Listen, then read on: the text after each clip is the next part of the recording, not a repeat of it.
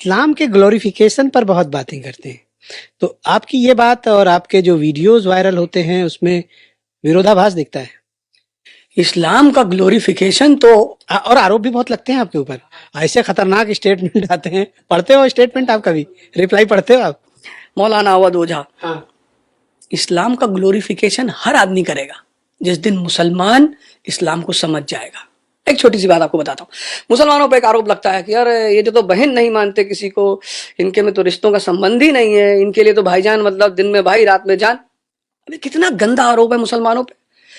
इस्लाम मतलब जिसके पास ईमान है उसके लिए दुनिया की सारी औरतें माँ के समान है, उसको रिश्ते की क्या जरूरत है? आज तक किसी मुसलमान ने आपको ये बात बताई? नहीं। मुंह झुका के से बैठ जाते हैं कि बताओ यार हमको गाली दे रहा है। अरे तो उठ के जवाब दो, समझाओ। क्या समझाओ?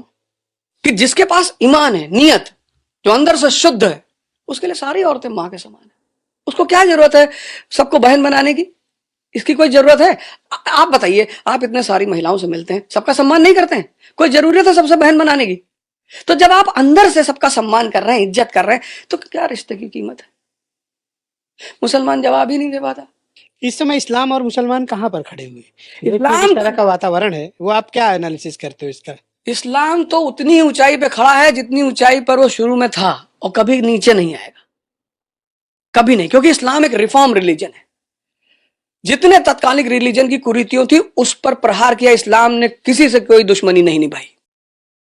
ये बहुत गलत आरोप, हाँ मुसलमानों के मैं खिलाफ बोलता हूं, ये उल्टी सीधी हरकत करते हैं। हजरत अली, युद्ध चल रहा है, एक आदमी के सीने पे कूद के बैठते हैं, निकाल के खंजर मारने के लिए उनके मुंह पे थूक देता है। जब वो थूकता है वो खंजर अंदर रख लेते हैं। क्यों? मार भी तो सकते थे। हाँ, उसने कहा क्या हुआ? उसने कहा तुमने मेरा मन विचलित कर दिया, मेरा मन आज तक कभी विचलित नहीं हुआ था, तुम्हारे थूकने से मेरा मन विचलित हो गया, अब मैं तुम्हें नहीं मारूंगा। अरे उसने कहा गलती कर रहे हो। बोले क्या सिद्धांत रहा होगा?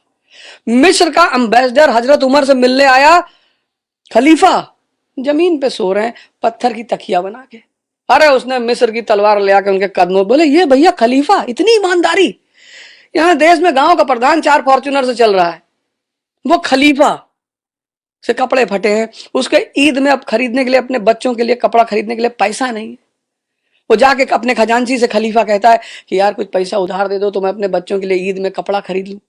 तो खजांची कहता है कि इसकी गारंटी दो कि तुम पैसा वापस करने के लिए जिंदा रहोगे। तो कहा यार मौत की तो कोई गारंटी नहीं है, तो नहीं दिया। ये है इस्लाम।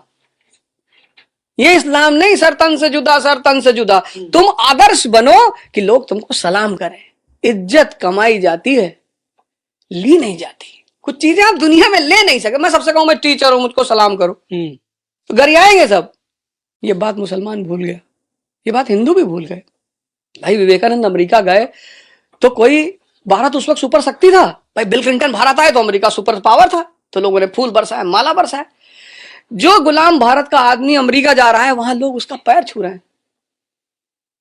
क्यों? क्योंकि उसके अंदर की महानता है, रोशनी। ये बात इनको